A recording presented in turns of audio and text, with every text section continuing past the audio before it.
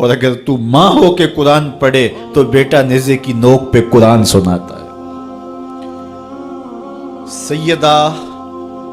طیبہ طاہرہ ظاہرہ عابدہ ساجدہ راکعہ سیدہ فاطمہ الزہرا رضی اللہ تعالی عنہا کا اسوہ مخدرات اسلام کے لیے، ہماری بہنوں بیٹیوں کے لیے مکمل کامل اور اکمل نمونہ ہے۔ میری مائیں بہنیں بیٹیاں بھی پردے میں بیٹھ کے سن رہی ہیں، اور جو یہاں موجود نہیں ہیں، آپ لوگوں کی وساطت سے یہ پیغام ان تک بھی پہنچے گا، تو میں گزارش کروں گا اس بے حیائی کے ماحول میں، جبکہ میڈیا بے لگام ہے، سوشل میڈیا قیامت ڈھا رہا ہے،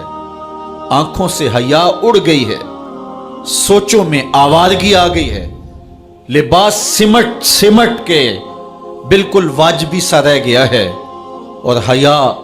قصہ پارینہ بن گیا ہے۔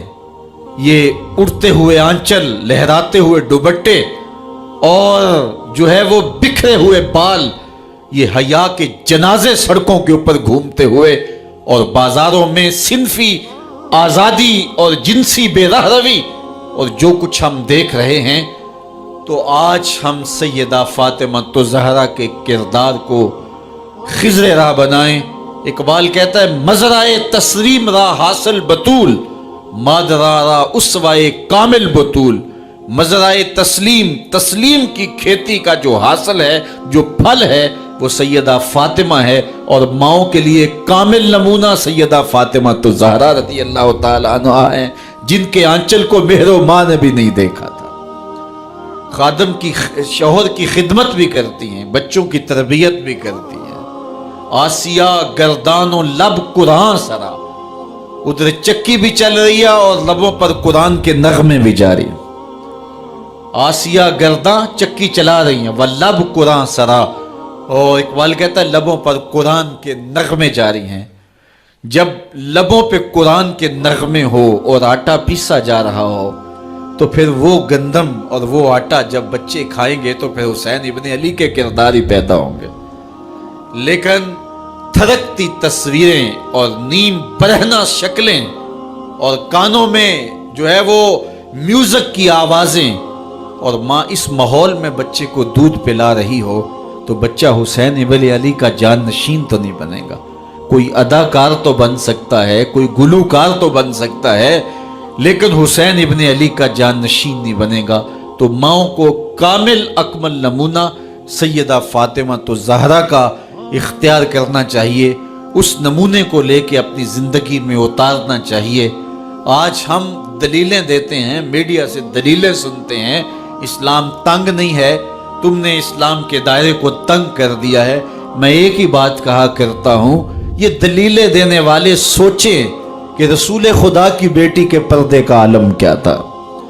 بس ہمارے لیے وہ نمونہ ہے، وہ کامل اور اکمل نمونہ ہے،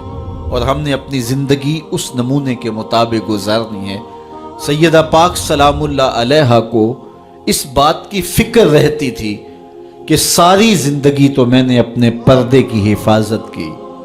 مرنے کے بعد جب پٹڑے کے اوپر ڈال کر کے لے جایا جاتا ہے لاش کو، تو اس وقت جسم جھلکتا ہے چھلکتا ہے تو بے پردگی ہوتی ہے۔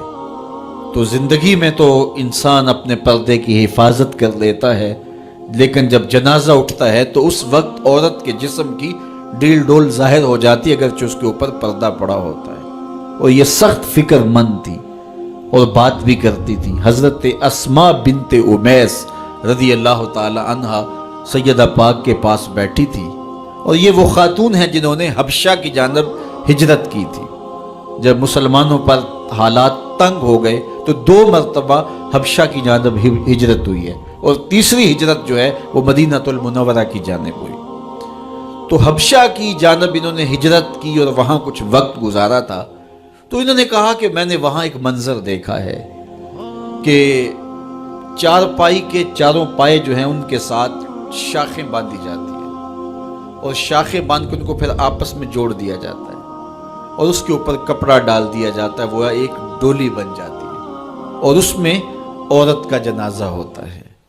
تو جب یہ بات سنی تو سیدہ کی خوشی کی انتہا نہ رہی، کہا یہ تو بہت اچھا ہوا۔ اور سیدہ پاک کا پھر جنازہ پردے کے ایسے ماحول میں اٹھتا ہے اور رات کی تنہائی میں اٹھتا ہے، اور بہت تھوڑے لوگ جنازے میں شامل ہوتے ہیں۔ اور پھر سیدہ پاک سلام اللہ علیہا کے پردے کا عالم یہ ہے، اہل سیر نے لکھا ہے کل قیامت کے دن جب میدان حشر میں سیدہ تشریف لائیں گی تو 70,000 حوروں کے جلو میں ہوں گی، اور جب گزریں گی تو آواز آئے گی یا اہل الجمع غدوا ابصارکم لأن فاطمہ بنت محمد حتی تمر۔ اے نبیوں، رسولوں، پیغمبروں، اے صالحین، نیکوکاروں، اے حشر کے میدان میں جمع ہونے والے لوگوں، اپنی نظریں نیچی کر لو، محمد کی صاحبزادی گزر رہی ہے۔ تو قیامت کے دن بھی اللہ ان کو یہ اعزاز دے گا، ان کو تکریم دے گا، ان کو عزت نصیب کرے گا۔ تو سیدہ پاک کا نمونہ زندگی ہماری مخدرات اسلام کے لیے، ہماری بیٹیوں کے لیے، بہنوں کے لیے کامل، اکمل اور مکمل نمونہ ہے۔ مزرعہ تسلیم را حاصل بطول، مادرانہ اسوائے کامل بطول۔ تو ان سے ہمیں سیکھنا ہے کہ انہوں نے اپنی ساری زندگی کیسے گزاری۔ آج کی عورت کہتی ہے کہ میں نہیں کر سکتی نماز، روزہ اور یہ امور نہیں بجا لا سکتی، بچوں کا بوجھ اتنا ہے، ان کی تربیت اور ان کو کھانا دینا، ان کو دودھ دینا، بار بار جو ہے وہ ان کا لباس تبدیل کرنا، کب وقت ہوتا ہے، میرے کپڑے بھی ناپاک ہو جاتے ہیں، تو کیسے میں ان کو جو ہے بچوں کو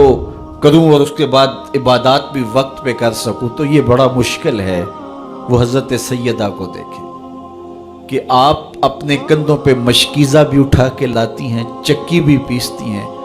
بیٹوں کی تربیت بھی کرتی ہیں، شوہر کی خدمت بھی کرتی ہیں، اور مصلی بچھا کے جب کھڑی ہوتی ہیں تو ساری رات قیام میں، کبھی رکوع میں، کبھی سجدے میں گزر جاتی ہے، اور پھر کہتی ہیں مالک تیری راتیں اتنی چھوٹی ہیں، تیری بندی کا ذوق بندگی ہی پورا نہیں ہوتا، ایک تو رات اتنی لمبی بنا دے جی بھر کے تجھے سجدہ ہی کر سکوں۔ تو انہیں شکوہ رہتا ہے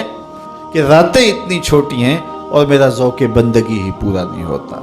سارا دن روزے سے گزرتا ہے، رات قیام میں، رکوع اور سجود میں گزرتی ہے، اور بیٹوں کی تربیت کی تو وہ کائنات نے ایسی تربیت کا جوہر نہیں دیکھا ہے جو سیدہ فاطمہ کے گھر میں پلنے والے بچوں میں تربیت کا رنگ نظر آیا، کہ انہوں نے اپنا خون دے دیا لیکن دین کی آن پہ آنچ نہیں آنے دی۔ تو ان کی زندگی ہمارے لیے، ہماری مخدرات اسلام کے لیے، بہنوں، بیٹی اور ماؤں کے لیے کامل اکمل نمونہ ہے۔ میری بہن، میری بیٹی، تو مغرب کی ٹینو نہیں ہے، تو مشرق کی بیٹی ہے، تو کوئی دیا نہیں ہے کہ جس کو جو چاہے اٹھا کے لے جائے، تو گھر کی رونق ہے، عزت ہے، آبرو ہے، تو سمٹ جائے گی تو معاشرہ پھیل جائے گا، اور تو اگر گھر میں سمٹ کے بچوں کو سنبھال لے گی تو امت بحر و بر پہ قابض ہوگی، لیکن اگر تو گھر کو نہ سنبھالا تو پھر امت کبھی بھی بامراد اور کبھی بھی سرخرو نہیں ہو سکتی۔ اگر پندے سے درویش پذیری، ہزار امت بمیرت تو نہ میری، بطول باش و پنہا شو ازیں اثر کہ در آغوش شبیر بگیری۔ اقبال کہتا ہے کہ اے امت مسلمہ میری ایک بات مان لے، ہزار امت مر جائے گی، امت مسلمہ تجھے موت نہیں آ سکتی، اور وہ کیا ہے؟ اللہ اکبر، بطول باش، قوم کی بہن سے، بیٹی سے، ماں سے مخاطب ہو کے اقبال بولتے ہیں بطول باش، بطول بن جا،